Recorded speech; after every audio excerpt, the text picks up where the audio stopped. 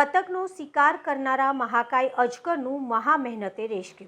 વરસાદી સિઝનમાં ગ્રામ્ય વિસ્તારમાં મગર, સાપ અને અજગર સહિત સરીસૃપો બહાર નીકળવાના અનેક બનાવો સામે આવતા જ રહે છે। તેવામાં વડોદરા નજીક કેલનપુર પાસેના હેતમપુરા ગામ પાસે આંબાવાડીમાં એક મહાકાય અજગર બતકના પિંજરામાં અને બતકનો શિકાર કરી ગળી ગયો હોવાનો ફોન વાઇલ્ડ લાઇફ રેસ્ક્યુ ટ્રસ્ટના પ્રેસિડેન્ટ અરવિંદ પવારને આવ્યો હતો, જેના પગલે ટીમના સભ્યો તાબડતોબ આંબાવાડીમાં પહોંચી વડોદરા વન વિભાગ સાથે અજગરનું રેસ્ક્યુ શરૂ કર્યું હતું અને 1 કલાકની ભારે જહેમત બાદ 8 ફૂટના અજગરનું સહી સલામત રીતે રેસ્ક્યુ કરવામાં આવ્યું હતું। અજગરને રેસ્ક્યુ કર્યા બાદ વડોદરા વન વિભાગ ખાતે લઈ જવામાં આવ્યો હતો।